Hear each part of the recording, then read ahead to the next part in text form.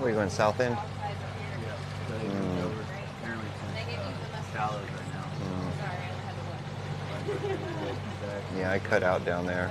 We'll see what happens. I'm gonna check Don and Casey too.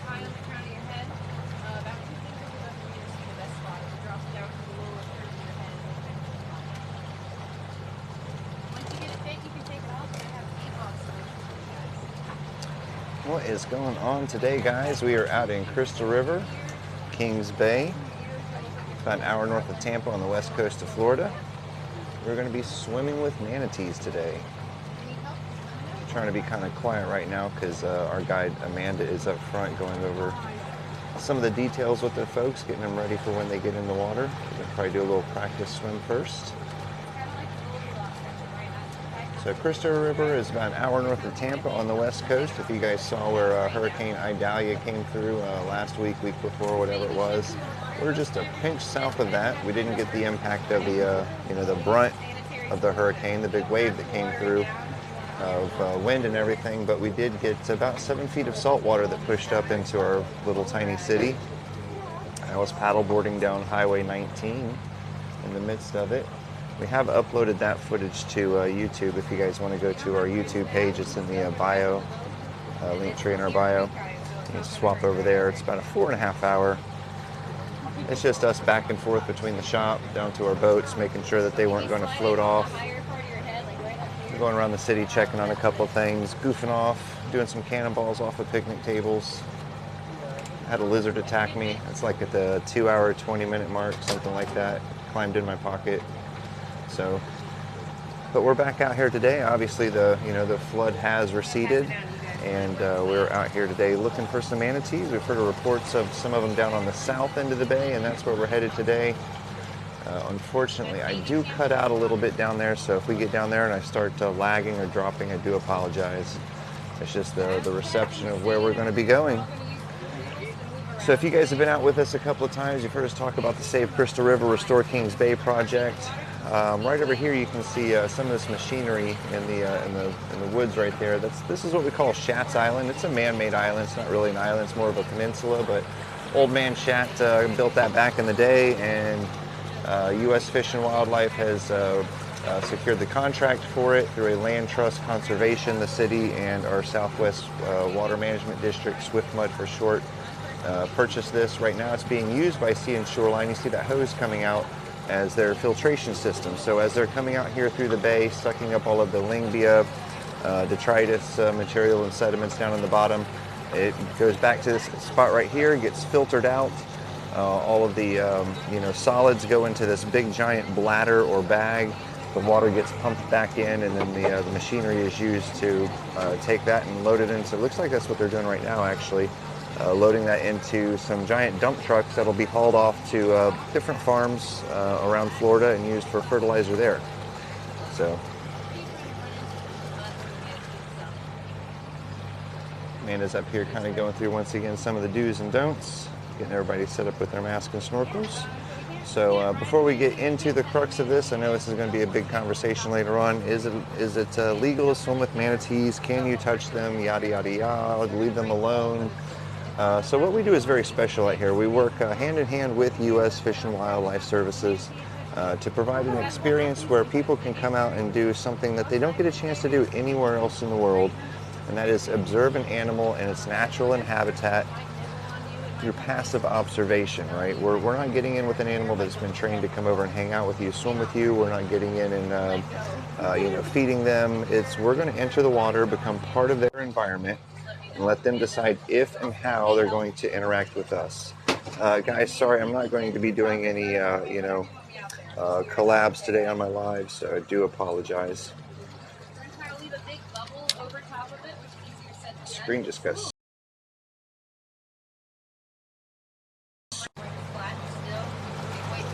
Is that super dark for you guys too?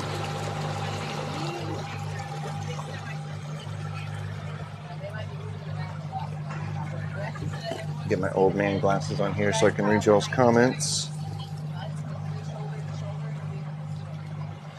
Over here, this is Buzzard Island. This is one of the federally protected islands in Crystal River. Does look like just another land mass, but it's an island, wraps around the other side. And on the back side of that is Crystal River. So Kings Bay has about 500 million gallons of water being pumped out every day, fresh water out of the springs. That comes right out of the Florida aquifer at 72 degrees, which is why the manatees come here. Yeah, my old man glasses, thanks, Charity. So on the other side of this island right here is the river. It goes 7 miles out to the Gulf of Mexico. And so while we are full of fresh water here in the bay, we are tidally influenced. So as the tide comes in, our water will back up in the bay. And then as the tide goes back out, it'll flush out. Very similar to, think about like if you're in the shower and you've got a washcloth down on the bottom, and the water fills up as the washcloth goes over the drain. You kick it away from the drain, it empties out, and then you repeat the process. Are we close to Disney? Yeah, we're about an hour and a half away from Disney. So we're an hour north of Tampa, directly north, and maybe about an hour 30 minutes northwest of Orlando. You hop on the turnpike right there, and it puts you right in our back door. Is near Wiki, yep, maybe about 30 minutes north of Weeki Wachee. This is Parker Island over here. Once again, another federally protected island. Around the backside, that little cut over there, we just missed it because of the sailboat, but there's a little cut in between the island and the shore. Right over there is a cool little spot we call Hidden Springs. It's one of my favorite springs on the bay. Really only cool during like a mid-tide or a low tide. Hey Terry, what's going on? Unfortunately, we do cut out as we start to get down here to the south end, so hopefully I can stay on with you guys today. 45 minutes from Weeki Wachee? Sorry, I have a Cobra. It's 30 minutes for me.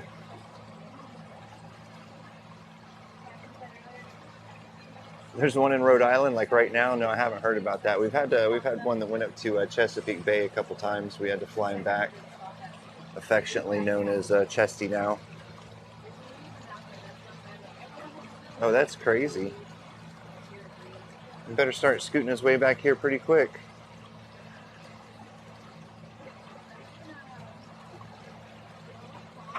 Inverness, awesome. That's where I went to high school. This little spot right out here we call the Shallows, as you can kind of see why. During a nice warm summer weekend or day off, you'll have a lot of boats parked out here, and folks just hanging out in their floats and enjoying some margaritas and having a great Florida summer. And you can see it, we're pretty shallow right here. We don't have a lot of eelgrass right through here just because it is a highly trafficked area.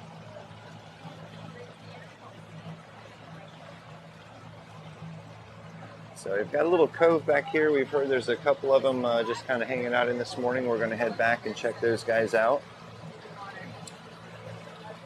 Crystal River is the home of the manatee. We'll have around 700 wintering manatees here during our manatee season. Obviously, like we said, the 72-degree spring water. We got a little turtle right there. You see him? 72-degree spring water is why they come in here. Manatees, even though they're a big, giant animal, they're not fat. It's a common misconception. They're not a fat animal, which is why they have to come in here to stay warm. They don't have the blubber or fat reserves that you would think of like on a seal or something like that. So when the Gulf temperatures start dropping down into the 60s, they have to come into the 72-degree water to stay warm, or else they'll start to develop what we call cold stress. Very similar to like a hypothermia or something like that. And a couple of ibis over here. We got a herring over here. So there's a couple of degrees difference, not a huge deal, but for a manatee, this is it's literally life and death coming into that 72-degree water. And then they wake up in the morning and ask themselves the question, am I hungrier than I am cold? And for a long time, we didn't have a lot of food here in the bay, but thanks to the restoration project with Save Crystal River, Restore Kings Bay, they've been able to put a lot of the eelgrass back into the Valsen area, back into our habitat. Which is great for controlling sediment, filtering out nitrates out of the water. There's some of it floating along the water there. Hey, thank you for the hardy thing. I don't know what that's supposed to be called. I'm just going to call it a hardy thing. Heart hands. There we go. But yeah, I lost it. Oh, the Valsinaria eelgrass, great for keeping sediment down, filtering the water. But it's also, a good food supply for the manatees. So now that we've got this project underway, it's taken root, pun intended, and it's spread throughout the bay. We're finding a lot more manatees are wanting to stick around each summer. And manatees, they only see about maybe 3 feet in front of their face. Very, very poor eyesight. Typically, they're in deep, dark, murky waters, just kind of burrowing around, pulling up the grasses on the bottom and the different vegetation and eating that, stirring up the sediment. So eyesight has not been very important for manatees evolutionally. So Mother Nature has decided to give them a different sensory to be able to detect their environment, which is a set of hairs that they have all over their body. They've got about 3,000 hairs all over their body, and they use those to detect their environment. So while they can only see about 3 feet in front of their face, there we go, we got Waterfront Social right over here, Port Motel. Port Motel is where Elvis stayed, where he only see about 3 feet in front of their face. There we go, we got Waterfront Social right over here, Port Motel. Port Motel is where Elvis stayed, where he when he was filming the movie Follow That Dream, Chase That Dream. I think it was Follow That Dream. So anyway, manatees, while they can only see 3 feet in front of their face with their eyes, they can detect a human heartbeat from about 10 feet away with the vibrations that they pick up with their hairs. Now, as they get closer to their face, the hairs get a lot more sensitive. So if they're curious about something, want to investigate something, very similar to a visually impaired person, how they use their fingers to sense or see detail, they're going to come up and bump those big fat whiskery lips all over whatever it is. Sometimes it's us. And investigate and find out if it's food, friend, fish, whatever. We got one right over here. Got a couple right over here. Yep, one popping up. There we go. They just came up to take a breath. And that's what we're looking for out here. They're very stealthy creatures.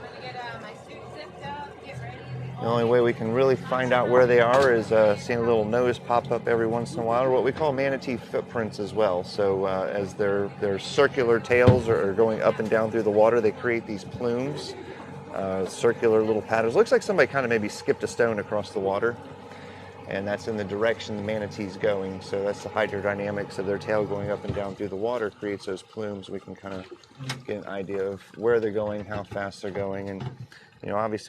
So that's the hydrodynamics of their tail going up and down through the water creates those plumes. We can kind of get an idea of where they're going, how fast they're going, and obviously what we're looking for are a couple of manatees that are just hanging out down on the bottom, enjoying a little snack, and we can just float around peacefully on the surface of the water and observe them in their natural habitat.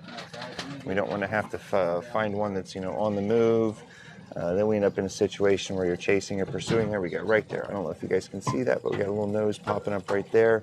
I'm not going to be able to get super close. We also have the our video that when we went live on here during Hurricane Idalia, and we're wading around the city in waist-deep water. We went ahead and uploaded that, so if you want to check that out, you can head over to our YouTube and look for that as well. The 2 hour and 20-minute mark is probably the best spot. That's where I get ambushed by a lizard and he climbs in my pocket and I act like a little girl trying to get him out.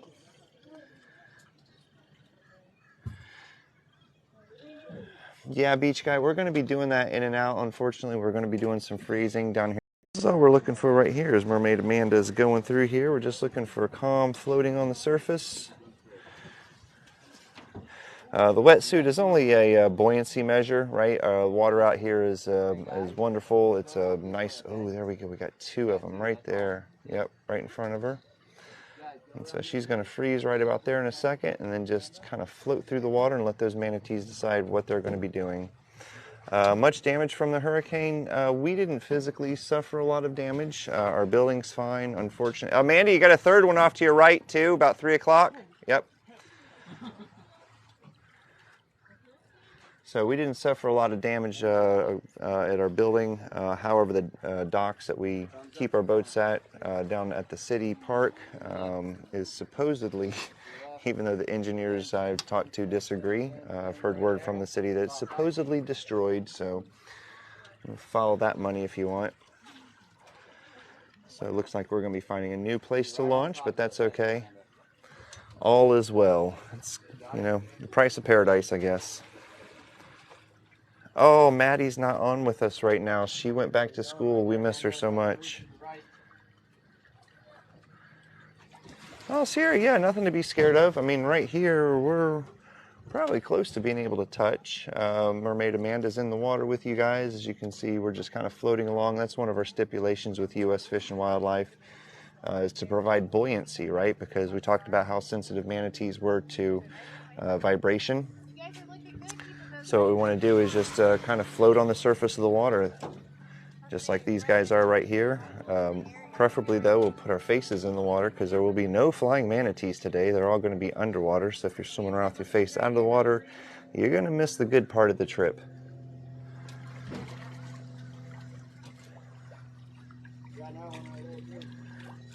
Yeah, so she's got a whole little bunch of them over here swimming around here. You know, Jackie, and you wouldn't be the first one to cry. It's not uncommon that we have people come back onto the boat and you know, they've got more water in their mask than they do dripping off their body, but those are tears from the joy that they've experienced, and that's what we're after. I mean, that's great, but what we really want to do is we want to try and find some young, impressionable soul that we can impart this on, right? And they can have this experience. They can passively observe nature in its natural environment, and by doing so, develop a love, affinity, respect, admiration for nature and conservation that they can carry on to perhaps a career. If not a career, at least maybe a cause in their life that they can donate to, they can volunteer with, or maybe they just grow up to be responsible humans that don't you know, throw their trash out their window and leave their masks in the parking lot. You got another one even further out there. She's got quite a few of them right here. This is the spot today. Yeah, there's one out over by that pole too. I just saw.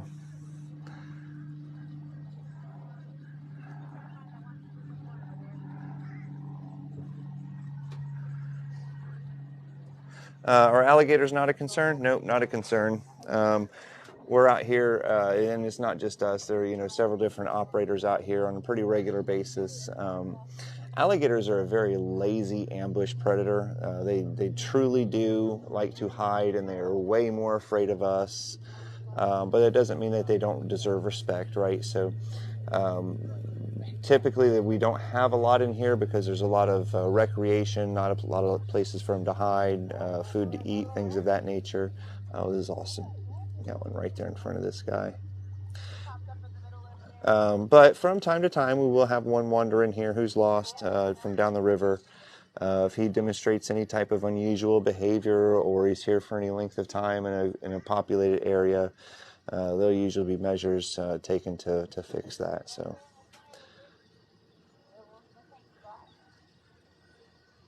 right? Isn't that cool?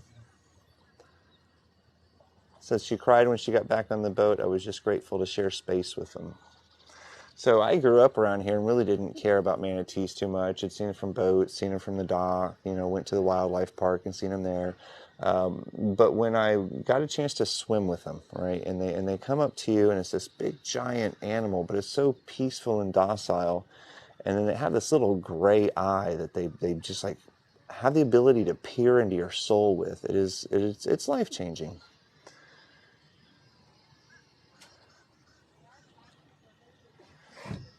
They don't have a mean bone in their body because they do not have any natural predators. Like we talked about, there's not a lot of you know, fat on a manatee, and there's not really a lot of meat either. We got another little guy right there just outside the party. He's not even joining in. They don't have a lot of really anything except for a huge set of lungs, and we'll talk about those in just a minute because they can stay underwater for up to 20 minutes while they're sleeping. And then their digestive tract, right? So they have the largest digestive tract. I'm going to get that word down before the end of this.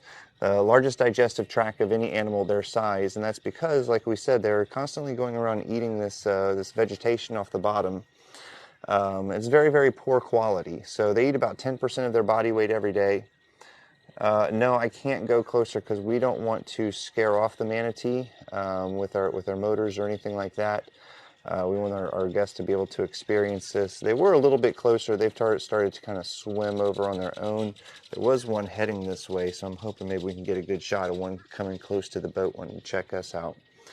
But they have a huge set of lungs and a huge digestive tract. They eat about 10% of their body weight every day. It takes about 5 to 7 days for anything that they eat to come out the other end.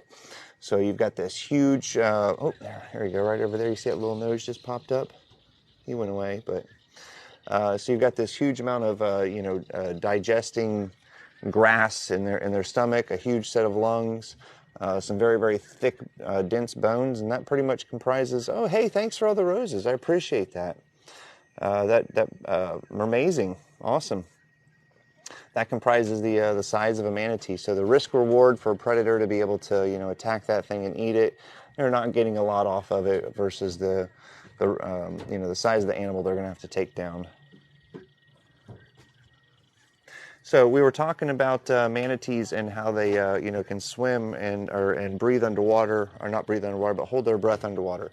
So the way that works is they have a set of muscles around their lungs that when it's oxygen rich, right, when they have a good breath, those muscles contract and that animal can sink down to the bottom. When that exchange rate changes and it becomes CO2 rich and they've consumed the oxygen, those muscles will relax and the animal will float back up to the top. At that point, its little nose takes a peek out. There he is, right over there again. His little nose will take a peek out. He'll take a breath. They do about a 90% exchange rate when they take a breath, not like us. It'll become oxygen rich again. Those muscles around the lungs will compress and it'll sink back down to the bottom. They do fart a lot. We'll see manatees out here farting a lot. They've got 5 days of decomposing seagrass in their bellies, so they're going to fart a lot. And there's a myth going around that that's how they control their buoyancy, and I've heard that ever since I've been out here on the water. But imagine how incredibly inconvenient that would be to have to control your buoyancy by how much gas you can build up or fart out. So nature's come up with a better way. It's a set of muscles around their lungs that they can compress or release those. And when they're doing it, it kind of happens involuntarily, kind of like you just rolling over in the middle of the night, maybe coughing, and then you go right back to sleep.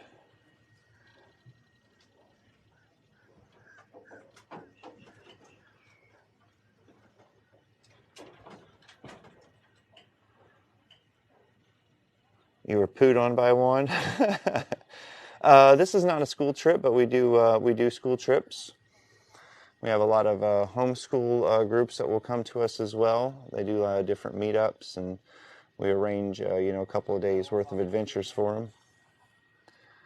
Oh, he's getting closer. He's getting closer. We might get to see him. He gets a little closer.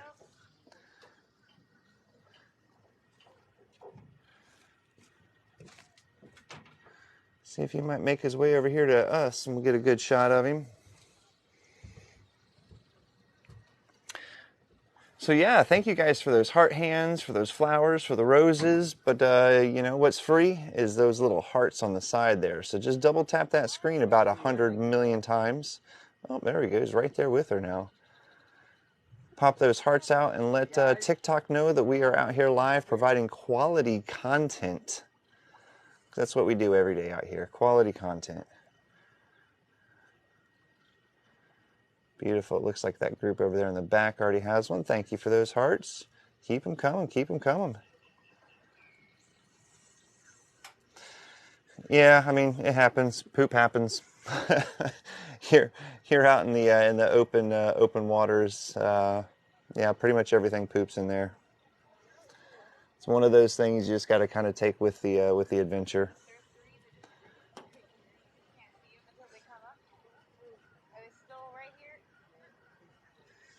Our water is a little murky right now because we had so much sediment be brought in with the hurricane when Idalia came through.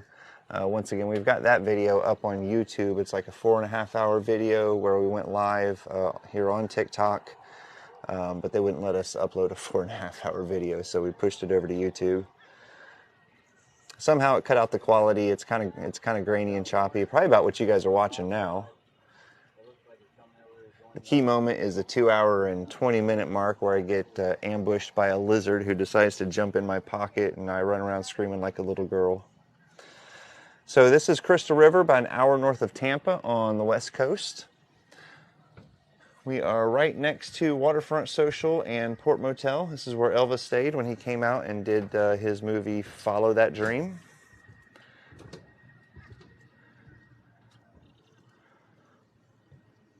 Oh, while you're parasailing, that's cool. So you get to get a little bird's eye view of them. Thank you for those hearts.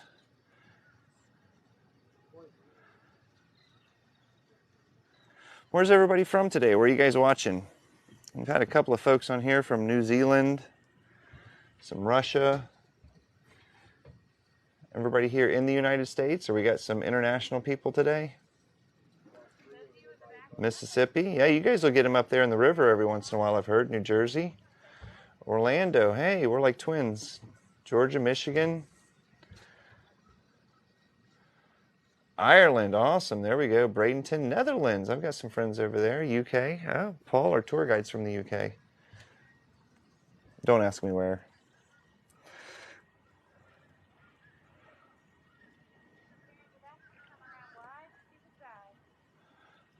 Super cool. Alaska. Fantastic. Canada. A couple of guests out yesterday from Canada.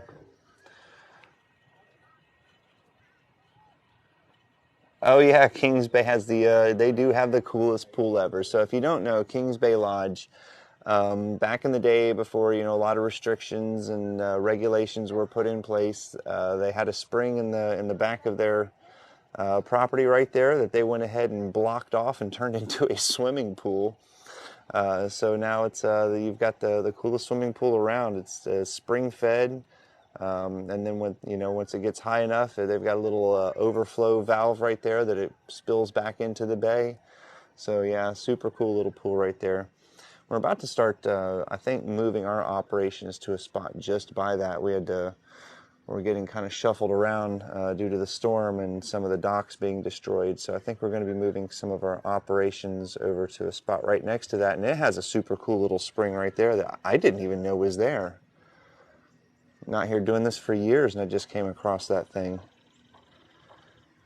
It's got an awesome little rock that perches up out of it, and we do mermaid tours as well. A couple of our guides work with Mer Taylor. We're featured on the Netflix Mer People show, and so we're starting to offer mermaid tours where you get to swim with a mermaid in their natural environment. It's not a captured mermaid that has to swim in a cage. Excuse me. How long do they get to stay in the water? I mean, this is a wild adventure. You know, we don't always get the memo from the Manatees of where they're going to be that day, and they don't always listen to, the schedule that we put out for them of where they've got to be and when they've got to be. So it's all kind of by ear. We try and stay in with the Manatee as long as we can, but a lot of times, and today that is not the case. There are other groups out here that are looking for a Manatee as well. And sometimes they're a bit elusive, so we all kind of trade off sometimes to make sure everyone's guest has a great experience and the Manatees don't get overwhelmed. So there's a lot of factors. We're out here for about an hour and a half, 2 hours on the water, and for probably about 3/4 of that we are in the water, depending on how far we have to go to get to where we're going. So. And then probably we'll take a little trip over to some springs here, because we always want to put you in the clearest water with the most manatees, but sometimes those are mutually exclusive. We've got clear water but no manatees, or manatees and you can only see 4 feet in front of your face. So if we can't swim with manatees in clear water after we had a chance to swim with them, we usually take a trip over to one of the springs, take a dip in there, cool off, have a little fun, or vice versa. We'll go take a little dip in, get cooled off, and then go track down some manatees. Are there no alligators? Well, I can tell you there are no alligators right here, right now. So, I mean, this is Florida. We've had this question on here a couple of times, and we'll have it a few more. You leave a glass of water out overnight, you're going to end up with a snake, a mosquito, and an alligator. Typically, the only one you're going to have an issue with biting you is going to be that mosquito. Alligator is a very lazy ambush predator. They don't want to have to chase after anything. They just want some turtle to come swimming along not paying attention and swimming to their jaws, and they can chomp down. And oh, there we go, right there. Oh, we're getting some little manatee kisses. Oh, that's so great. Hey, thanks, Lily. I appreciate the roses. Yes. So we only had 2 people. She got another one right here. We only had 2 people when we started this trip who said they had seen a manatee ever. I don't think any of them have ever swam in with one. There's no one by that post right there. There's just 2 that left out from us too. Oh, thank you for those hearts. Those are free. That way behind me. See the footprint. I mean, Lily's been throwing out those roses, but hearts are free. Double tap that screen.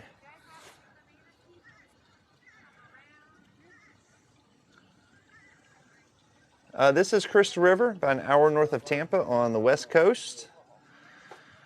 Just south of where Hurricane Idalia came through. And we've got that video up on YouTube, so if you head over to our profile there in our link tree in the bio, that'll take you over to our YouTube. Or I think we even just got the little link up there, the icon. But we uploaded a 4.5-hour video of myself and Melissa running back and forth between our shop and the dock as the flood came in, making sure our building was safe and secure and our boats didn't float off. And then just having a little bit of fun in between, doing some cannonballs off of picnic tables and whatever. Awesome, Yazi. Yeah, hit us a DM. We'll get you guys scheduled. Yeah, we're, like I said, we're about an hour north of Tampa. You just hit that the Veterans Expressway. You'll be back here in no time.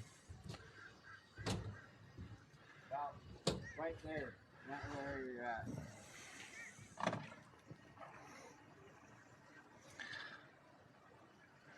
And as you can see, like I said, we've got another group joining over there.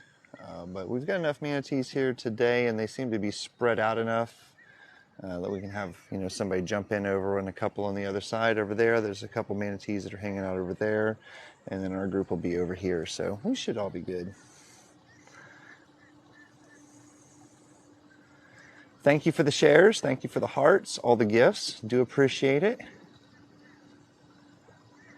Make sure you head over and hit the subscribe button on our YouTube as well. Hit follow here. We're out here going live 3 times a week, if not more. Try to do a Monday, Wednesday, and Friday. Sometimes I'll make it out here on a kayak tour. Sometimes I'll make it out here just on my own doing something. So make sure you hit that follow button so you're notified, and then the subscribe and notifications on YouTube. So when we post our videos, I'm working on a couple of 360 underwater videos. Those have proven to be a little more challenging than I remember. I used to do them a lot a while back and stopped. So may have to download a new software. Amanda, he's on one right here the whole time.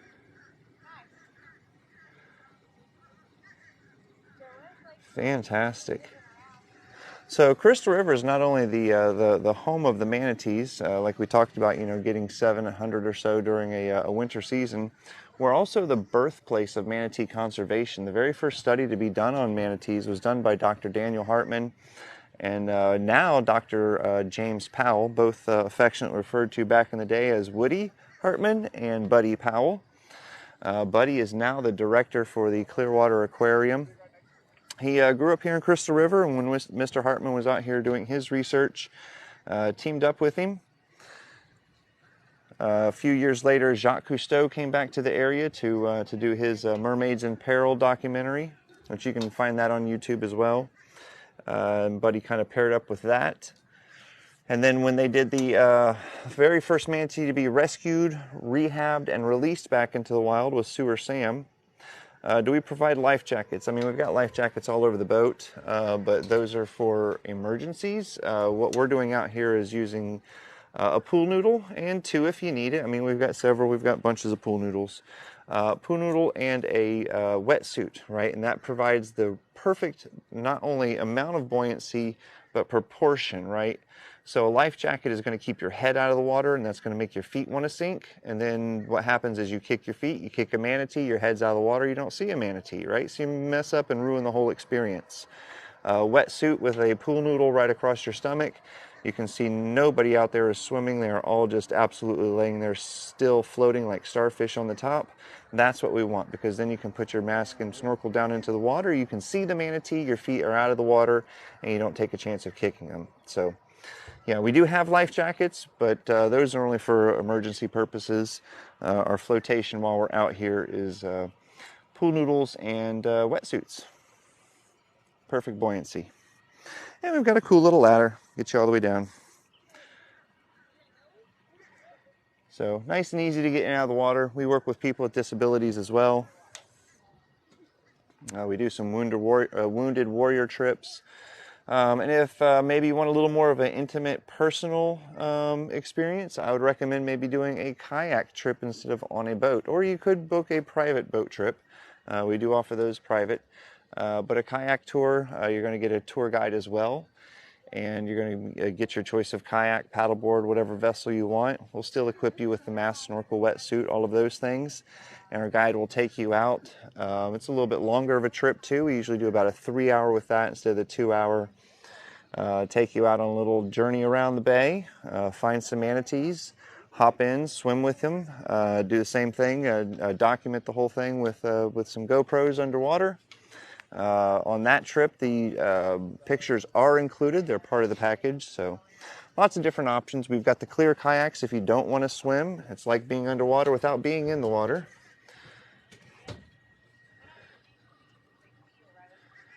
Where is this in Florida? Yes. Was that a question? Where is this in Florida? This is in Florida, but there wasn't a comma there. So I'm going to go with this is in Crystal River, Florida, about an hour north of Tampa on the west coast. Zoom into that. We see that? Crystal River National Wildlife Refuge. You are one of the many privileged guests to enter our waterways. Check that out, Manatee Manners. It's on YouTube. It's a video that we have to, all of our guests have to watch before they go out, but it'll kind of give you an idea of the 12 prohibitions. Oh, we got one coming up. Please come this way, little guy. Come this way, come this way. Do your manatee whistle, Kenny. Do your manatee whistle. Here, manatee, tee, tee, tee, tee, tee, tee. We just need a little bit closer.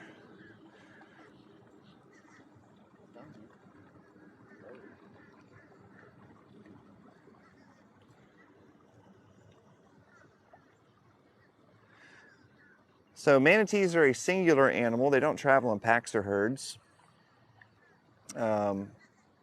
So once they leave here after their winter aggregation, they're off and going. They'll repeat the same migratory patterns that mama taught them. And that's very important, that relationship, a mom and a calf, a cow-calf combo. We want to make sure that we respect that and don't intrude in that, to give them the opportunity to create that bond, because mom has about 3 years to teach that baby everything it's going to need to know to survive in the wild. Where to go to find food, where to go to find warm water, fresh water, who's friend, all those things, right? She's going to have to teach that baby in about 3 years, and then it's going to take off. And it will repeat the same migratory patterns for the most part. I mean, if little Johnny was taught to go left by mama and there's a cute little Susie manatee that goes right, well, he may go right instead of going left, but we know how that goes.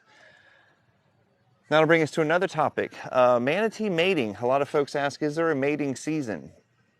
Not technically, right?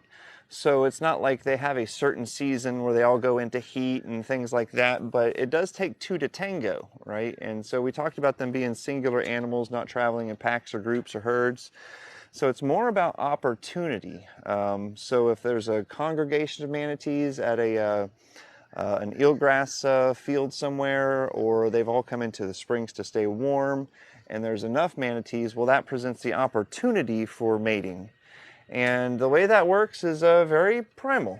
There's what we call a mating herd. There's a female and typically several males, 5 to 20 or more, all splashing around in this giant herd. They will all mate, some of them will mate with the female. I'll let you guys do that math. So being that they are not gender or species specific, during a mating herd, we do not get in the water with the manatees because we talked about they have very poor eyesight.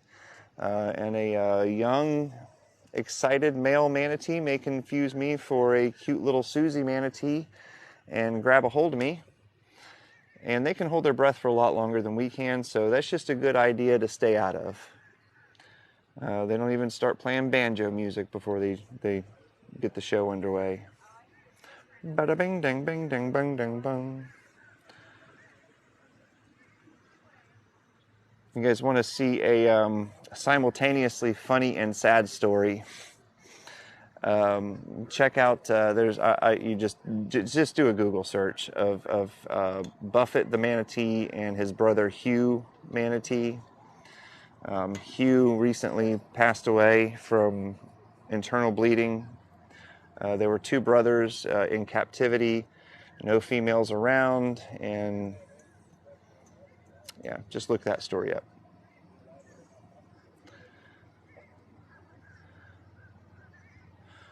I don't want to get banned. I'm not going any further on that one.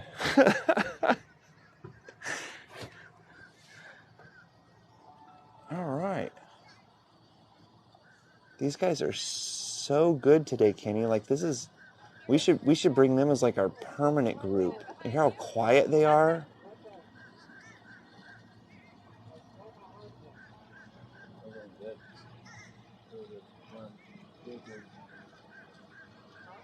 Super quiet.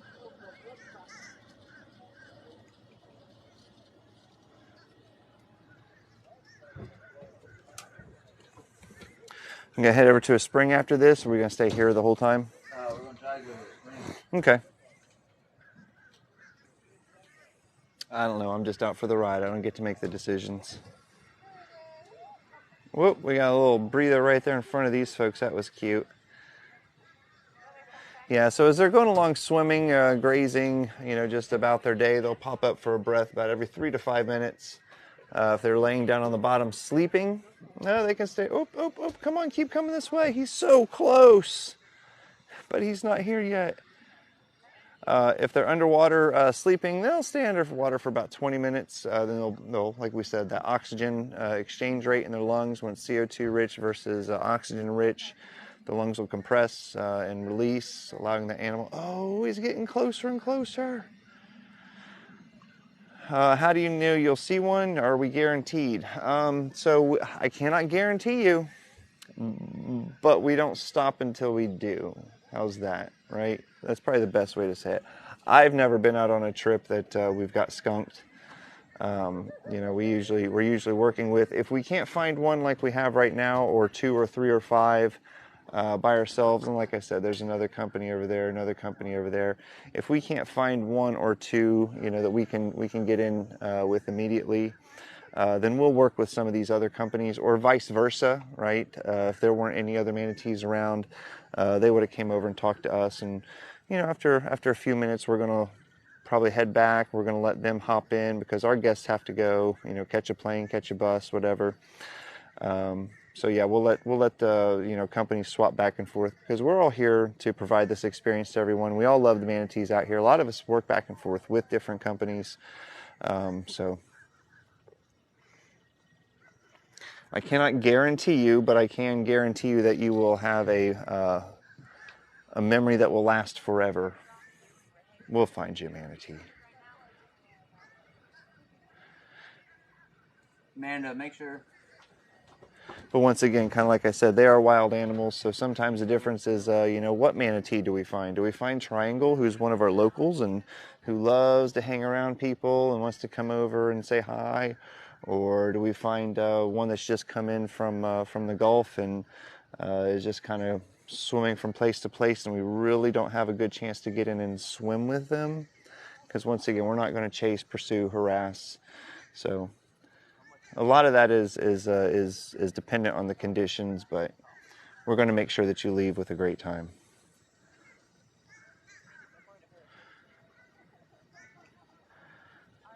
Some little finger hearts. Thank you for that, Lily. Guys, don't forget, it's free. Just double tap that screen, smash that screen a bunch of times with that thumb. Keep clicking on it. Send those hearts out. Let TikTok know that we are out here providing quality content. There we go. There they're coming through. Thank you, thank you.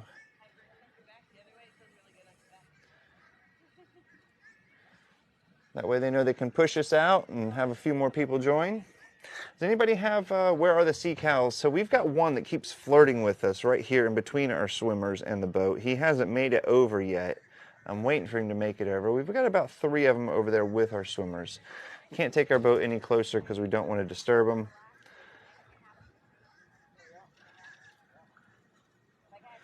Hoping he gets curious enough he wants to come over here and check us out. We do have some really cool videos up on our, on our profile page, so head over there. How do they express their curiosity? What does the interaction with them look like? Okay, Cameron, how much is this to do this? You can find out in the link tree in our bio. I want to address this one. How does interaction with them look like? All right, we're going to start with that. All right, so what we're going to do is we're going to enter their environment, become part of their environment, and let them choose if and how that interaction happens. We're not going to reach out. We're not going to chase, right? We're going to completely freeze and float. We do a lot of FAFO out here. We float around and find out. So what we're going to do is just be on the surface of the water like a big starfish. If they get curious because they can't see very well and they only detect vibration through their hairs, they're going to come up and they're going to want to check you out. And the way they do this is very similar to how a visually impaired person uses their fingers to see, right, and detect their environment for detail. That's what manatees will do, but with their big old fat lips. Oh, there we go, right there. Big old fat lips and the bristly hairs, the fibrissa, right, around their lips right there, can sense incredible detail. So if they get curious, they're going to come over and they're going to start popping their little fat lips all over you, giving you bristly manatee kisses. They're going to use their little flippers to grab onto you. And when that does happen, that in no way gives you the right or ability to reach out and touch that animal, respond back in any way. We're going to treat this like one of those clubs that you go to, where they get to do all they want to you, and you just got to sit there in that chair and you can't do anything back.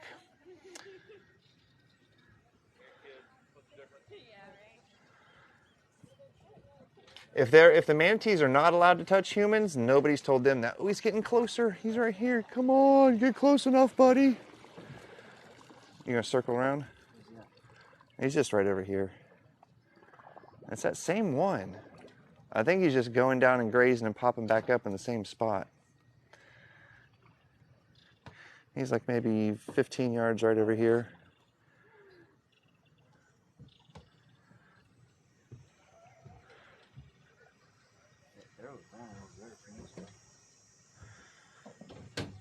Bumped by one in Sanibel. Yeah, I mean, they travel all over. They'll go up and down the coast. Somebody was on here earlier, said they had one up in Rhode Island right now. We've had one go up to Chesapeake Bay a few times. They'll go over into the Mississippi River, down to Cuba, but they all typically return back to Florida Springs somewhere to be able to stay warm. Some of them have been taught to use artificial warm water discharge, power plants and things like that. And as more and more of those go offline and we swap to different types of energy, solar or gas or whatever it is, a lot of those are going to be going offline, and those manatees are going to have to relearn the behavior and be able to go to a natural spring. Allowed to touch. Who's going to touch? So I'm assuming, Chip, that you're talking about the manatees, because if you try and touch one, I'm going to stop you. But why aren't you allowed to touch them? Okay, so it's not a matter of allowed or not allowed, right? Because the rule is, right, if we honestly want to read through all the documentation and the rule, it's called a take. Right, and it's a take is when you change the manatee's behavior, right? But we're not even going to come close to that, because what we want to do is what is best for the manatee, right? Long term, the best thing for that manatee is not to do anything that's going to teach it to seek after humans for affection or interaction. So long term, the best thing is for us to just become part of their environment, very similar to just a dock post, right? They can come over, they can check out, and they can be back on their way. So could you touch a manatee and all the stars align and Officer Craig not get called out to do whatever he does? Yeah, it's possible. But that's not the best thing for the manatee, and so that's what we practice out here is passive observation. You got a couple more moving in right over here too. I don't know if you guys can see the dark spots and swirls right there. That's how I call my chillin'. Yeah, you've got about 3 or 4 of them over here too, Amanda. Do we really? Yeah, they're all over here this morning. I had one pop up right next to me, babe. Good. It was the coolest little thing. The manatees cannot consent. That's cute. Yeah, but they will definitely try and initiate. And like I said, when that happens, we just don't respond back.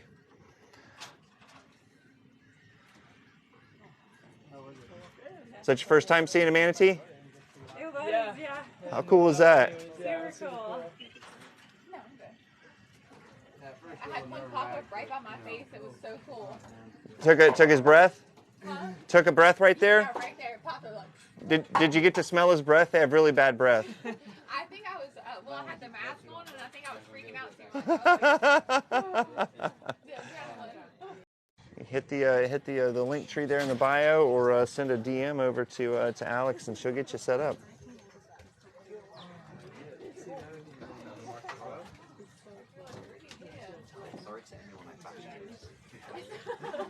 I think we all might have yeah, once or twice. Now, how many did you guys have out there? Like 3 or 4 of them? Yeah? Awesome. Like 3. Really? Well, you did a very good job for not even seeing him.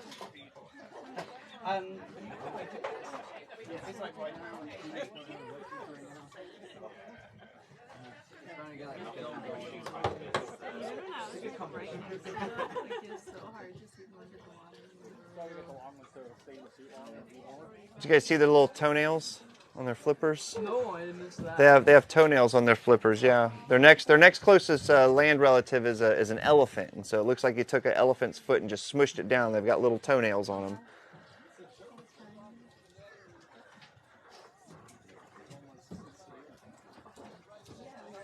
I was too shocked when I came over to Manatee to look for those details. It's kind of surprising the first time. They're a lot bigger than you expect. Yeah, the first time I just like, oh, all right.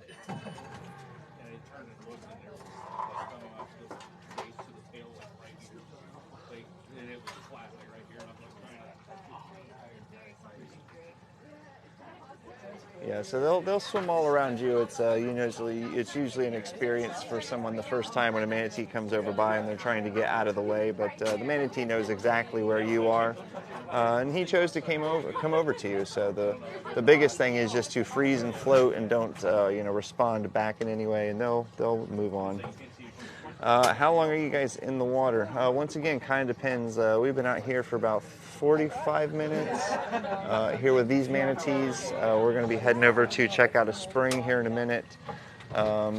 So we're out on the water for about 2 hours. We're usually in the water for about half to 3/4 of that. Depends on the adventure. I mean, these aren't trained animals; they're wild animals. So we do have to go to where they are. We have to find them. Right a little bit, maybe like 10 feet. It probably should be right there. Yeah, there's 5 or 6 of them just all over in this area. Keep an eye for little snoots popping up. Yeah, turn to the right, and it's right in that area. Yeah, every 25 minutes they stay asleep the whole time they read just like we do in our sleep. And they'll like sleepwalk and move across. Thank you for the roses. Life jackets, I mean, yeah, if you're about to drown, yeah, we have life jackets, but life jackets are not for the experience. Life jackets are for emergency only. The wetsuit accompanied with a pool noodle provide the perfect amount and ratio of buoyancy to keep you just floating on the surface of the water.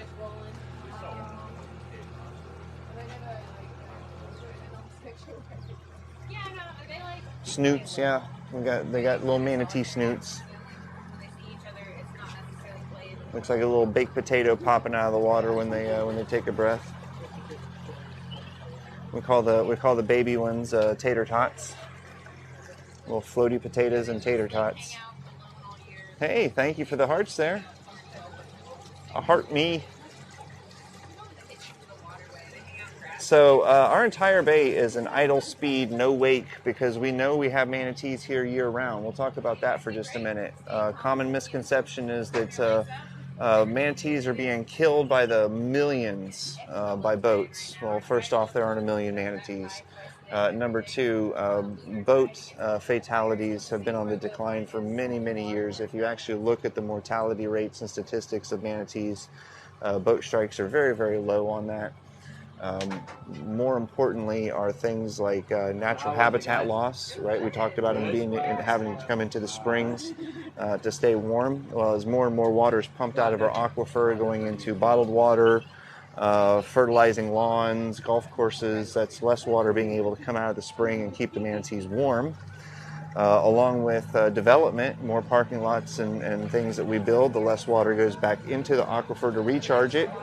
So natural habitat loss is number one, maybe not in these order, but of importance definitely, because that's a long-term thing that there's no reversal for. So habitat loss. Two would be just natural occurring phenomenon like red tide events. The last year or year before, we had a major starvation event over on the East Coast where there wasn't enough food for the manatees. So yeah, things like that are more commonly, or I'm sorry, more have more of an impact on the manatee population than boat strikes. USGS has done a tremendous amount over the last several years of tracking manatees and their migration patterns. And like we said, just like the next closest living relative, the elephant, they repeat the same migratory patterns year after year after year. And so we've kind of picked up on some of the trends of where they are during certain times of the year, and that's when you get speed zones implemented in places that are seasonal.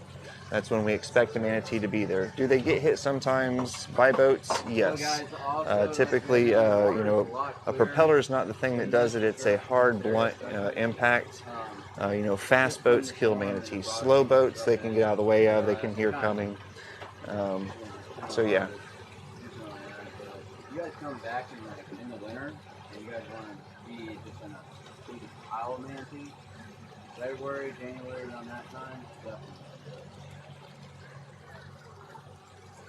But hopefully the eelgrass restoration project, although it was not put in place, specifically for the benefit of the manatees, it was more about creating a better substrate for our bay, starting to filter out some of the nitrates that were feeding the invasive species Lingbia. Found it.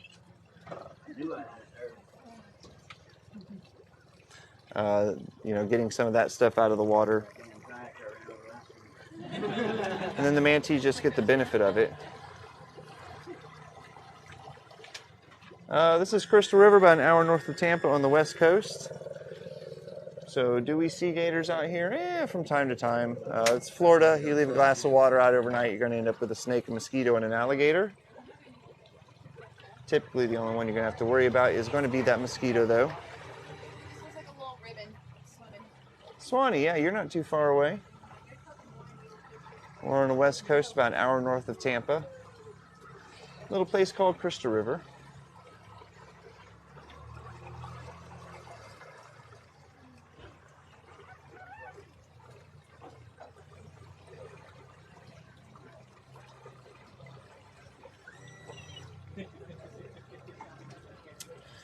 Yeah, so Angie, that's a common misconception, and we've been dealing with the powers that be over that for a while, because there are no manatees in Three Sisters, those entities feel that they need to tell everybody that the manatees are gone. No, they're just not in Three Sisters. Which, if we had a map the size of this boat, I could cover up Three Sisters with my one little finger. So it's a very small part of our bay in consideration to all the other places that manatees are. So no, we have a resident population that sticks around.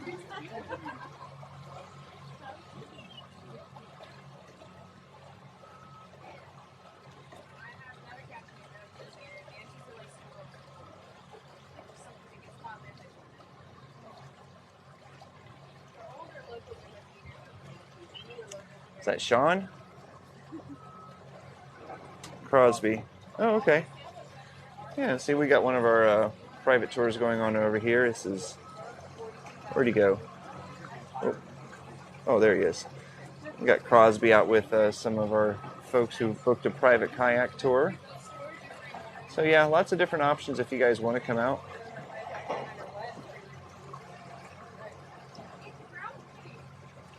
I don't think they're going to be swimming today. He doesn't have a wetsuit on, so they might hop in a spring, but they're not going to be doing a manatee swim.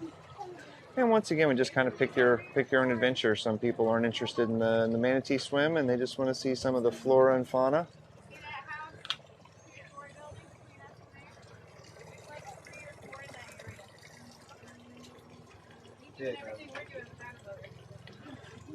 Is that John? I don't know. I've never seen him here.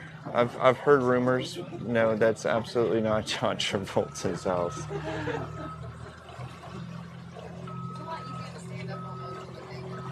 Could be though. I don't know. Maybe he's just an investor. No, he does have some property not too far from here, up in Ocala. He'll be spotted in some local restaurants around Ocala from time to time with some friends. He was up at Tony's Sushi a few years back with Nicolas Cage.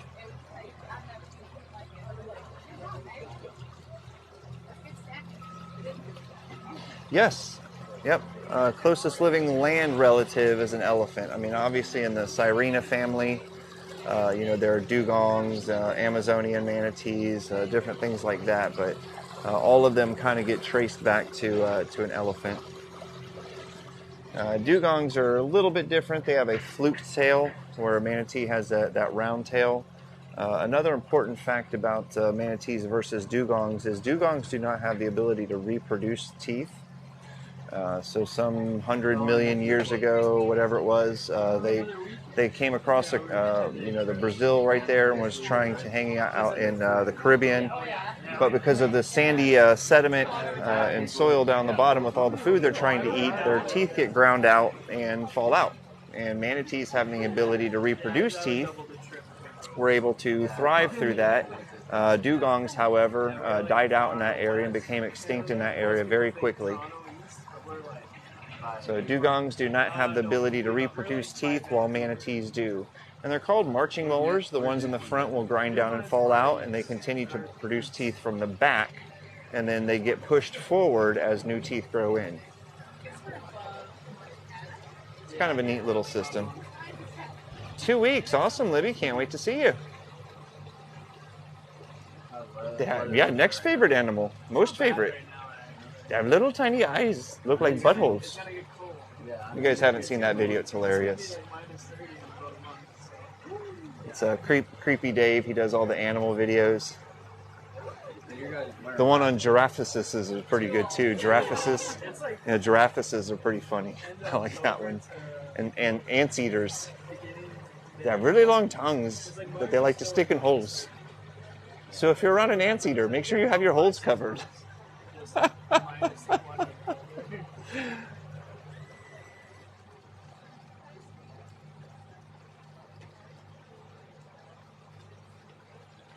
Yeah, I don't know. I think the aardvark or the giraffe are probably my favorite. But we had been getting tagged in the manatee video for so long that we had to go ahead and do it.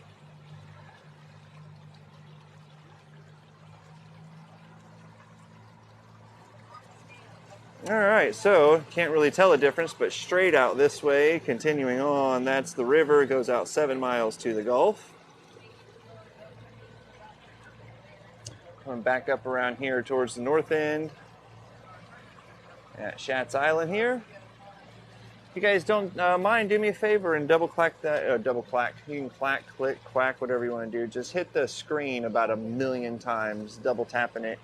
Get some of those hearts thrown out so that TikTok knows that we're live out here providing quality content and they can send some other folks our way. Love to get our message about manatees and passive observation. Send some people off with a love and affinity for conservation. That sounds like a Dr. Seuss book. Procrastination. I don't know. Do you do tours year-round? Yes. So where are the animals? Well, I think we're referring to the manatees, and we just got done swimming with them back there. We were about with, I don't know, 5 to 7, depending on who was coming and going, manatees back there. So now we're going to hop up over here, jump in a quick little spring, rinse off, get some nice cool spring water. A little bit of education on our aquifer and ecosystem before our guests have to continue on their tour. This is a group that comes out with this Real Florida Adventures. They're out of Orlando. They do multiple, stops throughout their day. So we're kind of on a tight schedule with them. But if you guys want to come out and do this, as well as maybe some other things, check them out. Real Florida Adventures. You can check those guys out. We'll take you out to, they do trips to Kennedy, they do trips to airboat with alligators, all sorts of things. So, and then obviously bring you out here to swim with manatees too. So if you want to book your trip with us, you can absolutely do so. If you want to come through those guys and get, maybe a little more out of your day, check them out as well. But that's kind of where we're at. So we have a schedule we've got to get these guys back to at a certain time so that they can catch their bus and head on to the next adventure. Can I take my GoPro down? Yeah, you take your GoPro. Oftentimes, though, we find that people spend too much time trying to document the experience and too little time enjoying the experience. That's why we have our guides out there with a GoPro as well, trying to record those memories for you so you can just enjoy it and leave with a forever memory. You don't need a picture to remember.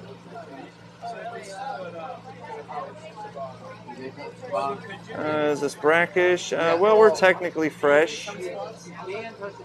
A few miles out the river, we're going to start hitting, pretty major salt water. But for the most part, we're freshwater. We're still emptying out some of our storm surge sediment that came in. It's going to take a couple weeks. But with all of the eelgrass that's been restored back into the bay, it shouldn't take too long.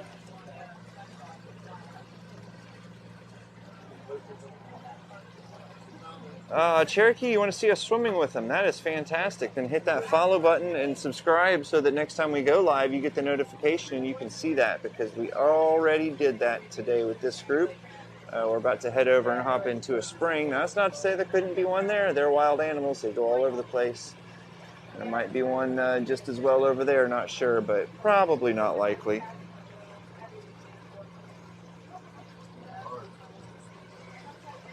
Yeah, they're slowly going through and redoing all of the different slips here, which is great. This has needed some renovation for a while. Bo and his wife, since they've taken it over, have done a fantastic job. I do keep one of my boats here. The rest of them we keep over at some other slips, but yeah, they've been going through and doing a lot of renovation on it. All of these floating docks are new, so. You guys get bad storms or no? Bad storms? Blizzards mainly? Winter Mostly storms. snowstorms, yeah. Yeah, like when it rains at night here, it's just bombs. Yeah, well, come see us. We're pretty calm out here. Here it's bad. Yeah. It's one of the best places I tell people to learn how to paddleboard. I mean, there's no waves, no current. Yeah, we found that out. That's like a daily occurrence. They kind of like, oh, we got plans, you go, yeah, whatever, we'll get ran on. How's everything look after the flood? Our water's a little dark right now. We got a lot of storm sediment that got pushed in here, but it's going out little by little. As we start to head back towards Hunter's Run back here, you'll see the water gets a little clearer as we get closer to the springs. If we get like Cat 5s, yeah, that's something close to a week. We had water, down Highway 19. I was paddleboarding through there. If you guys want to check out like really how the flood went, head over to our YouTube page. I uploaded our live that we did while that was coming through. That was about 4.5 hours of me and Melissa out here being live, checking on our boats, going back and forth. Our boats used to be kept right there at that pier, which is supposedly destroyed. I don't know. That's not what the engineers said, but follow the money, I guess, and see who's getting a grant to rebuild the new one. Oh yeah, definitely. January, February, you know, that's when they come out here, is during those winter months. We will have a resident population that sticks around throughout the year, but during those winter months, they pack in here. We'll have 700 or 800 in our bay. Oh, awesome, Crystal. Yeah, did you see the lizard ambush where he climbed in my pocket? That's at the 2 hour and 20 minute mark if you guys want to check that out. Where's that?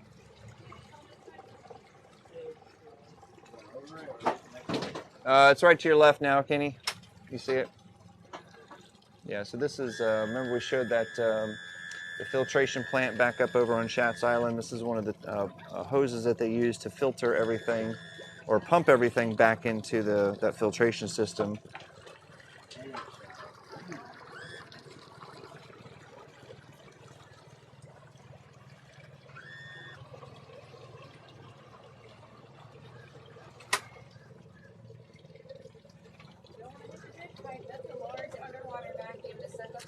Where are my little tiny dinos today? Man, I got no tiny dinos.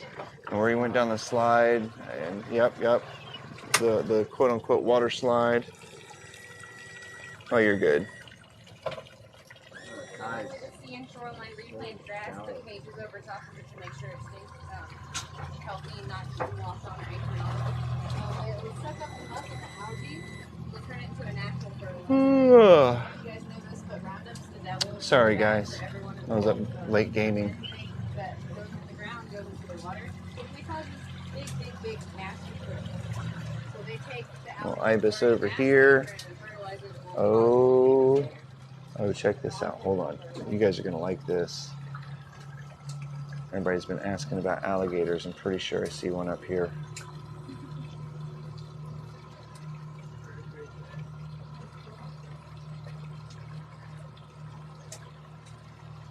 All right, here he is. I see him. You guys aren't going to believe this. I'm going to show you. Look at that thing. It's just sitting right there on the dock. Oh my gosh. There it is. There's your gator, guys. Just hanging out with everybody. Not even bothering them.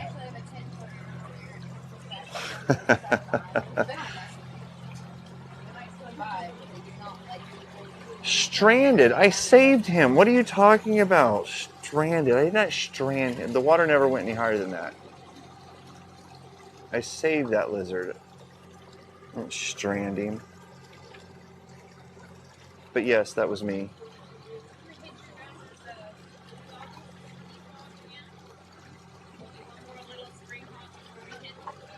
He's okay. He went underneath the bottom side there, stayed, hung out, waited till the flood went away. I did leave him. Yeah, the turtle. Yeah, my plant that floated down the road. Yeah, fun times. You guys remember that. What a day. Hopefully not soon to be remembered again soon. Manatees, all the way down to the south side. Hopefully nothing I have to experience anytime soon. Although I do have to admit, it wasn't as bad as last time when Hurricane Hermine came through. It was in the middle of the night. So walking through all of that water in the pitch black was a little more sketch than being able to do it in the middle of the day.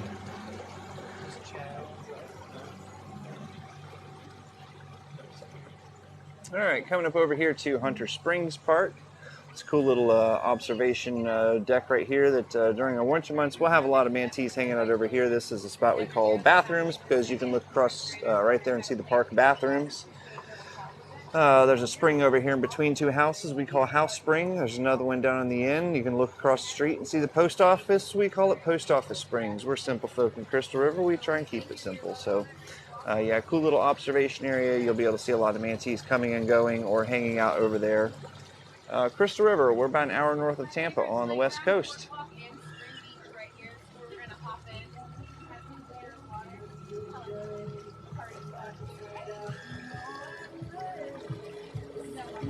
All right, and this is a cool little beach you guys can come to and just hang out and enjoy your day. It's $5 to park, or you can go about a block up north of here where our shop is. There's public parking, and you can park there for free and just walk back down here. But they've got barbecue grills, you know, pavilions, obviously the cool little beach. There's a kayak launch over there. You meant East Coast. No, we're on the west coast of Florida. About an hour north of Tampa on the west coast of Florida. Yeah, Florida is on the east coast of the United States, but we're on the west coast of Florida. So anyway, cool little playground over there for the kids. So yeah, nice little spot for you to come hang out. 2 hours north, you're crazy. You hit that Veterans Expressway, you're here in an hour, easy, from the airport.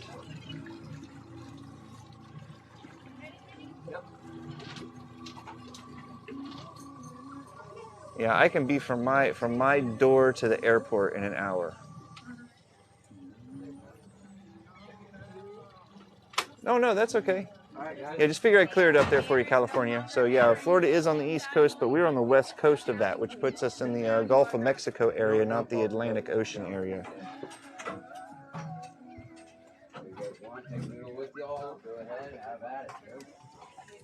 Yeah, Frenchy beans, they'll definitely come up right in here. A couple weeks ago, we were swimming with a mom right over here, mom and a calf. Well, I wouldn't even call it a calf. It was a juvenile. It's like the one that doesn't want to leave the basement and stays in there playing Xbox until he's 25. It was kind of one of those situations. He was old enough to be on his own, but just kept hanging out with mama.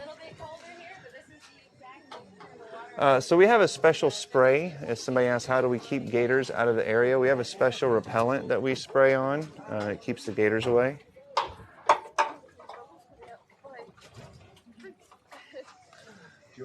No, I'm absolutely kidding. There's no such spray. Do we dock at Plantation? No, we don't. We had been docking at the, leasing the slips to unload, offload passengers. I mean, I've got my boats docked all over the city. We've got 6 of them. But we were launching out of Kings Bay Park, but that has been ruined. So we're working with Bo to develop a different piece of land that I think is going to be even better. Right now we're just going out of Pete's Pier.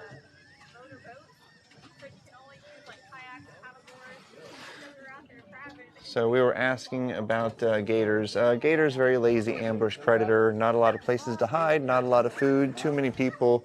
This isn't a good spot to be an alligator. Down the river, about maybe 3-4 miles out, where there's lots of grass flats and turtles and birds and nobody out there, that's a good place to be an alligator. So yeah, typically not something we see here. If we do, it's very quick that they're handled. Yes, actually, we participate with the Manatee Ecotourism Association. We were trying to partner with the Save the Manatees back in the day when they really wanted to save manatees. They had a program that was called the Guardian Guide program, where they partnered with local tour operators to help bring people out, draw attention to manatees, hopefully instill a love, passion, admiration for conservation for the manatees. But under certain political narrative, they started taking heat, and they dropped the program so that they could sell their $10 calendars. So we no longer participate with Save the Manatee Club or Friends of the Manatees. But we do donate to the Manatee Ecotourism Association, this Crystal River Restore Kings Bay Act, which is responsible for all of the eelgrass. So yeah, we try and do our part. We do a lot of volunteer efforts with those as well.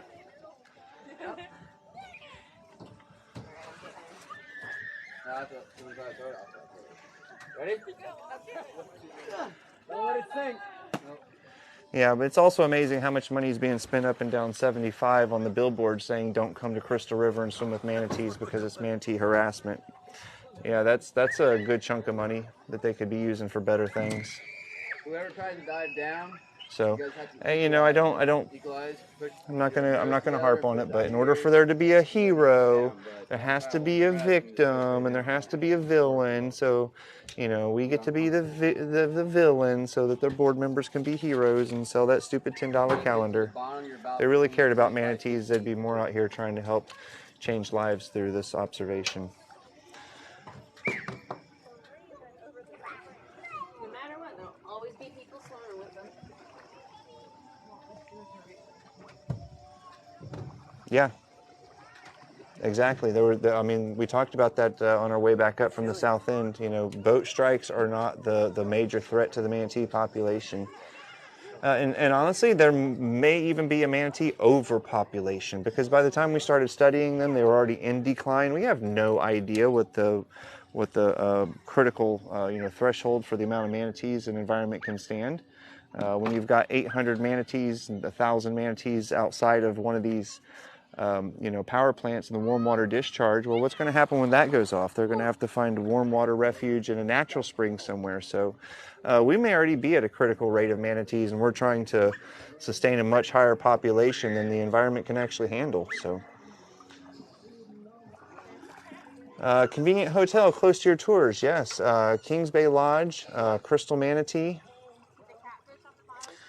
Or if you can, and I can't get a shot of it right now, but right up here around the corner, there's an Airbnb called Crystal Blue Lagoon.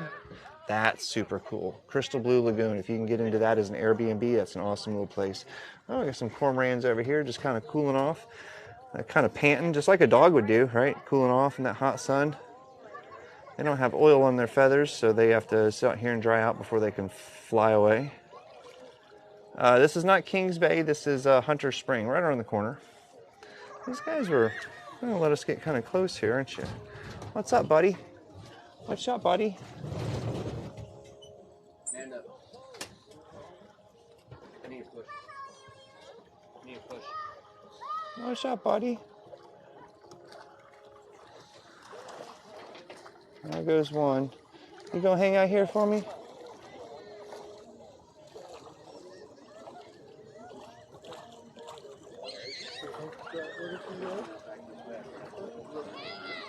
Yeah, and manatees will go in and out of saltwater, freshwater. They don't care. They breathe air. They really care about two things, you know, warm water and food. So as long as the water's warm enough, they don't care. And in he goes, a little flop.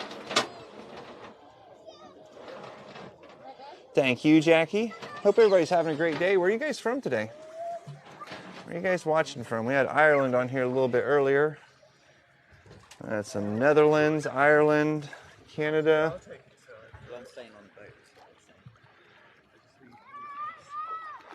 Germany, awesome. Citrus Springs, hey, I know where that's at. California, Alaska, Ocala, New Mexico. Hey, as you guys get over there, you're going to see a cement like cylinder down the bottom with the metal ring. You can go down and grab onto it. Just don't pull it very hard, because you'll pull the drain and the whole thing will empty out.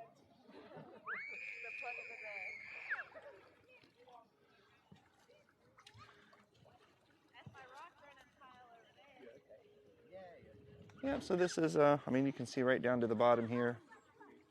Spring water, and of course we've got all the manatee crumbs floating around, all these little pieces of eel grass that they don't eat that flops out of their mouth as they're growing along the bottom grazing. How far are we from Sarasota? Maybe hour and a half? I'm not sure. We're about an hour north of Tampa on the west coast, so directly up from Tampa, west coast. You can either come up you know, via 19 or hop on that Veterans Expressway. Oh yeah, Holiday Inn's pretty close. Yeah, they're all definitely close. I was just trying to think of something that wasn't like, you know, your traditional regular motel. Kings Bay Lodge, Crystal Manatee, and then the Crystal Blue Lagoon. Those are kind of some independent operations, or a little different. But you know, we've got a Holiday Inn, we've got a Hampton Inn. There's a Best Western, Plantation. So any hotel you're going to get around here is going to be close enough. We're just trying to think of something that wasn't going to be your standard. How long you guys here for? Just till Monday, so we're doing for 7 days. You guys are staying in Orlando? Tampa going north. Are we hiring? We're getting close to. Our winter season's about to be coming up, so we'll probably be looking for some fill-in guides and some staff here and there. So, yeah. Coming in January. I already have reservations. Fantastic. That'll be a fun experience. A couple hundred manatees out here. Get some of those babies. The babies are always the curious ones, you know, just like anything else. The older ones get a little grumpy, want to just be left alone. The younger ones are more curious, want to interact and experience the world. What's up, Bill and Diane? I got a little bit of glare. I think I said that right. I got the bill at least. Danny. I've been doing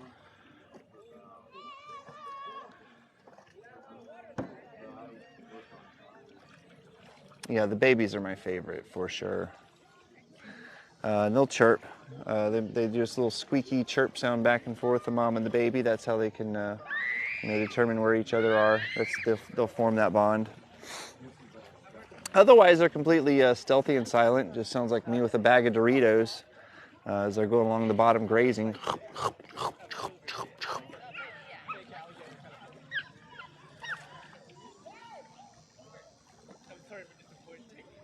Do any of your guides have to get, are all our guides get in the water? Yeah.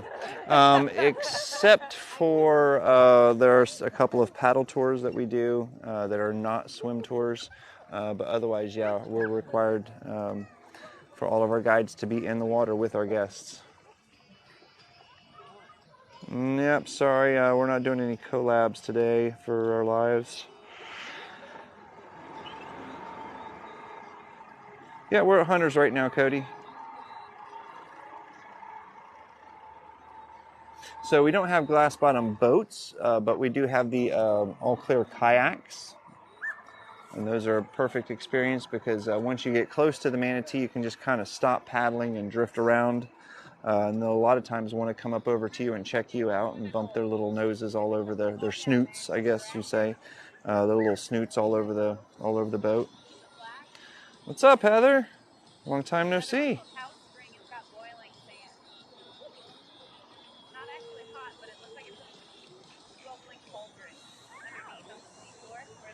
So if you go onto our link tree in the bio, you can click on that. Clarity, so it's really dependent. Our tide's coming in right now. It was out earlier. Tide's coming in, so it's getting back to where it should be. But it's definitely a little cloudy. You can tell we had a storm come through.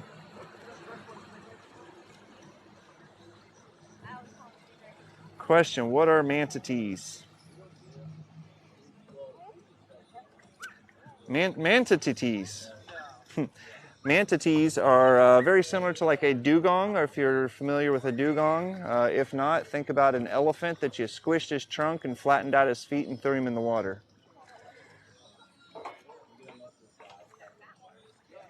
Yep, sea cows. Part of the Sirena family.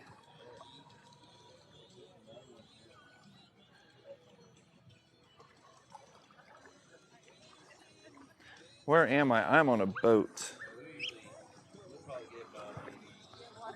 You see that? You got a little... so we're in Crystal River, about an hour north of Tampa on the west coast of Florida. Right now we're at Hunter Springs. Taking a little dip in the spring. We've got a spring right here. Fresh water being pumped out of the aquifer, 72 degrees. We've got about 70 to 90, depending on who you talk to, different spring vents throughout the bay, pumping out around the tune of 500 million gallons of fresh water every day. Yeah, you can definitely see a manatee. You can go back onto our profile and look right there on our page. We've got tons of different videos of the manatees on there. On our live today, we're not going to be going out with any more manatees at this point. We're just wrapping up our trip. We were out swimming with, 5, 6, 7 of them earlier down on the south end of the bay. Doing a little hop-in, rinse-off and education on the springs right here before we head back to the dock.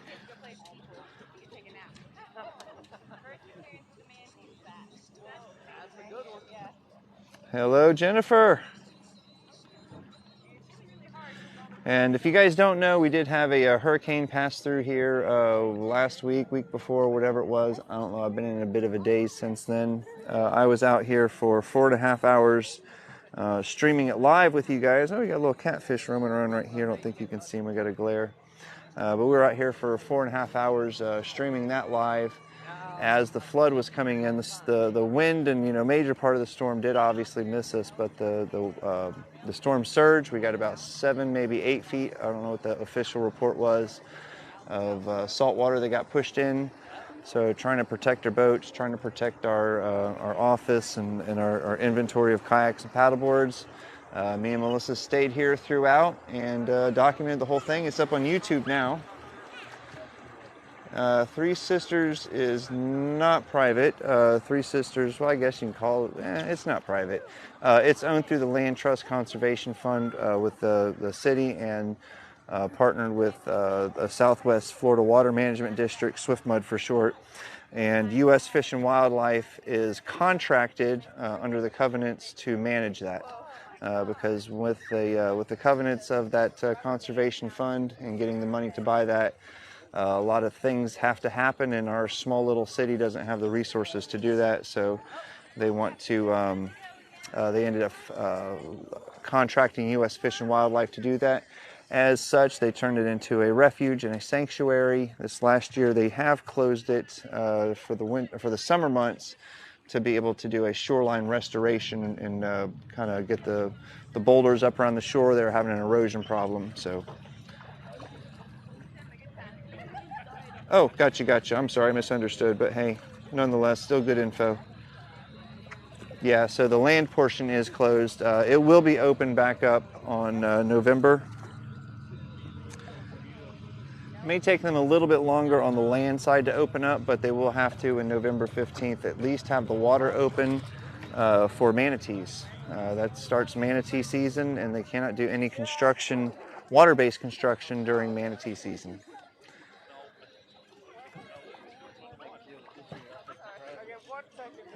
Show you the hotel. I'm staying there tonight. What hotel are you staying at? And no, we never got our paddleboard back from the news crew. Isn't that funny?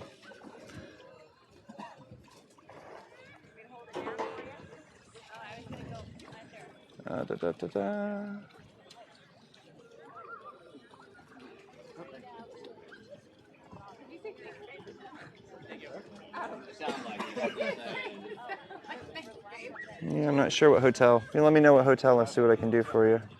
Where is this? This is Hunter Springs Beach, Hunter Springs Park, in Kings Bay, Crystal River, Florida, about an hour north of Tampa on the west coast. So I'm gonna have to.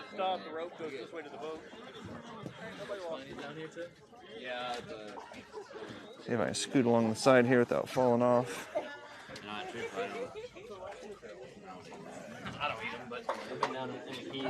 Oh, excuse me.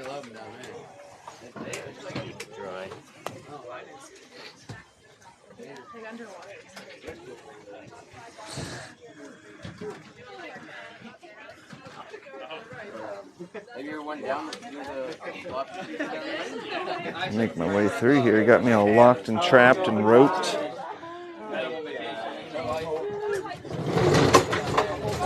Goodness, Kenny. You could have had that as a souvenir, free of charge. Got some eelgrass wrapped around a snorkel. My mom and sister, they got 2 houses down. All right. Just arrived. So no manatees right here. So we were swimming with them earlier. We had about 5, 7 of them. I'm not sure. We were swimming with down at the south end. So came up here after the end, take a little dip in some cool, refreshing spring water. And then this group right here is on a tour of more than us, so we got to get them back in time to catch their bus so they can continue on with the rest of their day. So make sure that you do hit that follow, subscribe button. We're out here Monday, Wednesday, and Friday going live on here. And then we've also got some other platforms where we're posting different content too. One of those is going to be on YouTube right now. We've got our video that we just went live out here for 4.5 hours during the storm. So go over and check that out. The 2 hour and 20-minute mark is the part you're going to want to watch.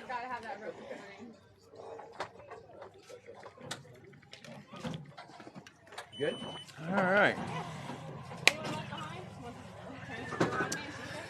Yeah, I'm not going to have time for lunch today. I'm going to have to grab like a muscle milk or something at the gas station. I got a pretty busy day of running around.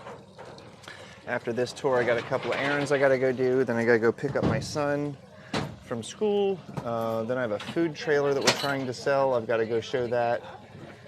Yeah. Pick up my wife. It's just going to be a hectic day. But yes, they do have amazing food out there. AJ's Deli is just opening up, and they came around, and I was pretty impressed with. They handed out some free sandwiches right after the storm, as everyone's dealing with cutting out drywall and ripping out carpet. They're coming around and dropping off free sandwiches. So yeah, they had some pretty decent ones. I'm gonna have to go over and check those guys out as well. AJ's Deli. Gigi was with Amanda and Chad, so we got Mermaid Amanda up there right now. Got one of your former guests says hi, Amanda. She didn't hear me. All right, guys. So that was it. You got to see some manatees. Yeah, this is an unusually quiet Friday, huh? You know why? Get about maybe. All right, so does anybody have any questions before we hop off? It looks like we're just heading back over to the dock here, just right around the corner. That is perfect. What is your YouTube? You can find that right in the link tree in our bio. Thing is, Hunter Springs Kayaks or Swim with the Manatees. what kind of fish that comes out of the water? Mullet. Why does it do it? Typically, yes, it's pretty clear water right now. We're a little bit darker than typical for two reasons. One, we just had a major storm come through and bring in a bunch of sediment, and it's still washing out. And two, the tide is coming in. So, but no, it's 500 million gallons of fresh water being pumped out of the Florida aquifer every single day, going 7 miles out the river to the Gulf. So. We are freshwater, although we are tidally influenced, right? So as the tide comes in, it doesn't really come in, it just backs up our fresh water from going out. And then as it goes out, it'll empty back out. So.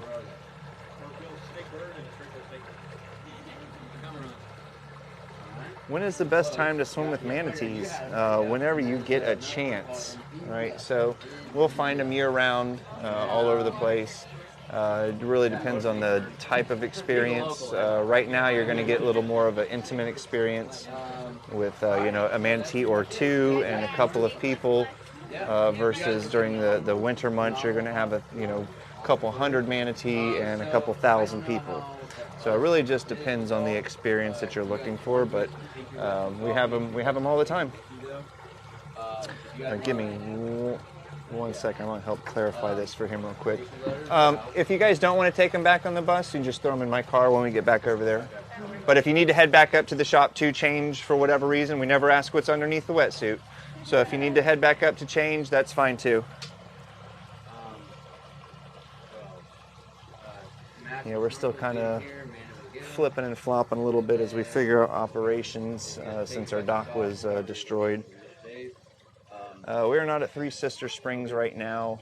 Maybe just over a month we should be able to head back. 2 months, yeah, September, October, November. Yeah, so 2 months. It'll open up in November. There's a shoreline restoration project going on right now. We also like 5-star reviews.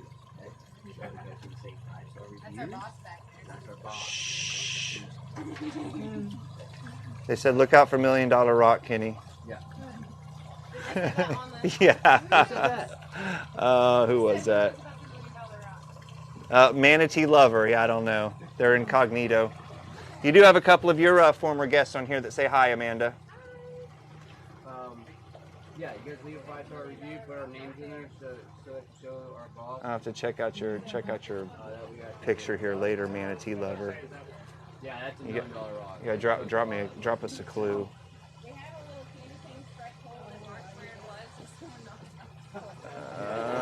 was. Okay, well there's about I don't know. We got Glenn. We got I don't know. I can't tell by the picture here. And everything, bloopers, basically where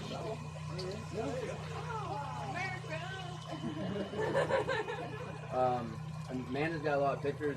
Oh, okay, gotcha. 42, 40, or 24 or something. I don't know. It's pretty close to that.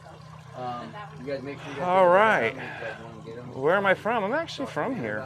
Yeah, I grew up Inverness. Just it was our county rival from Crystal River, so I grew up on the other side of the county. Graduated from Inverness and went away for a little bit. Decided I wanted to come back, and this is a cool place to hang out. It's nice, quiet area. It's the nature coast of Florida. Temperatures are pretty warm. I'm not built for the cold. I had one experience with cold in Fort Leonard Wood, Missouri, and I was done with that. So, yeah, we've got got a cool little spot here. And like I said, we're only about an hour north of Tampa, about an hour and a half northwest of Orlando. So you can scoot off and get in whatever kind of trouble you want to get into, and still be here and enjoy the beautiful nature.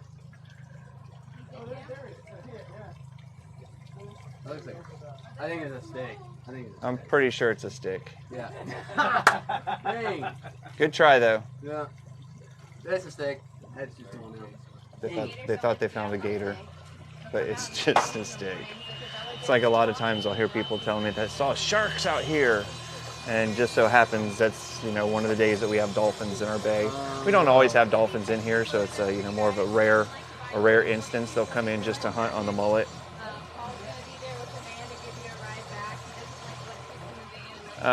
Dog, I'm not going to answer that question. What do you do? I don't know. Swim with them?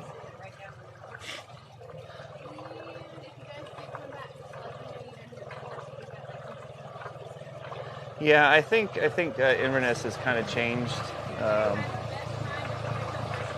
Our whole area has. We were a quiet, sleepy little community, but Florida itself has grown. We're getting more and more people coming here.